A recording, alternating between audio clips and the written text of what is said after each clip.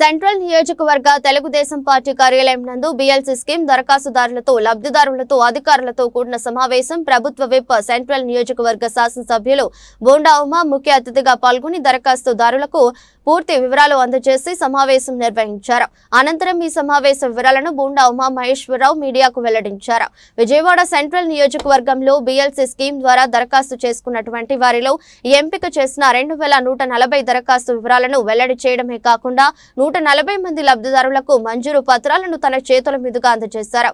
గత ప్రభుత్వం ఈ బీఎల్సీ స్కీమ్ ను నిర్లక్ష్యం చేయడం వల్ల అనేక మంది అర్హులైన పేదవారు ఇళ్లు నిర్మించుకోవాలని సొంత కలను నిర్వీర్యం చేసిన జగన్ రెడ్డి ప్రభుత్వ విధానాలను సమావేశంలో బోండా ఉమా విరుచుకుపడ్డారు.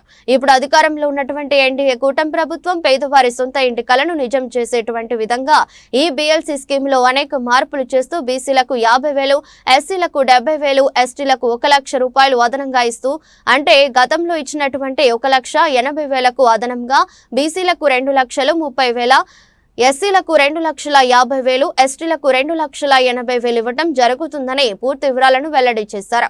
కార్యక్రమంలో టీడీపీ రాష్ట్ర కార్యదర్శి, సెంట్రల్ నియోజకవర్గ కోఆర్డినేటర్ నవనీతం సాంబశివరావు, గంటా కృష్ణమోహన్, ఏరుపోతు రమణ, దాసరి ఉదయశ్రీ, బత్తులకొండ, లబ్బా వైకుంఠం, పైడి శ్రీను, దాసరి దుర్గారావు, అమ్మారావు, హౌసింగ్ డీఈఓ విజయబాబు, ఏ ఇర్ఫాన్ తదితరులు పాల్గొన్నారు. ఎన్నికల్లో పోటీ చేసేటప్పుడు ఏదైతే ప్రజలకి వాగ్దానాలు ఇచ్చామో ఆ వాగ్దానాలన్నింటినీ అమలు చేసే దిశగా ఈ 9 నెలల్లో అనేక పథకాలు ప్రవేశపెట్టాం.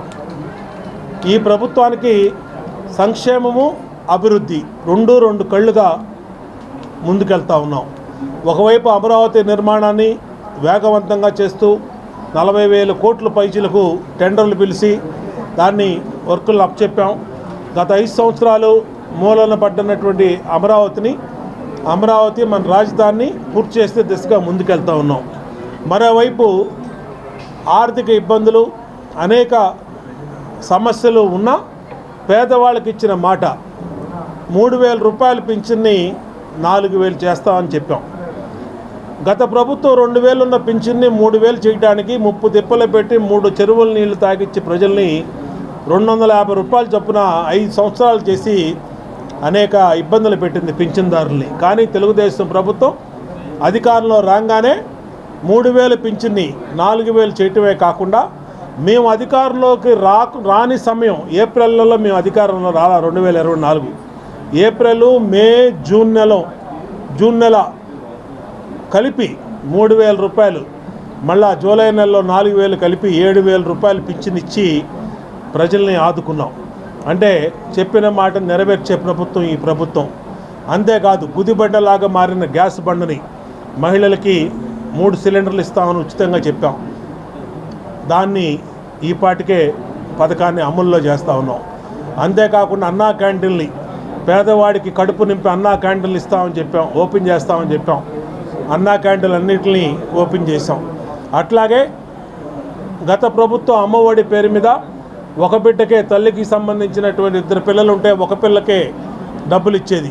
దాన్ని కూడా ఇప్పుడు 2 బిడ్డలు ఉంటే 2 బిడ్డలకి 15,000 ఇస్తానని చెప్పాం.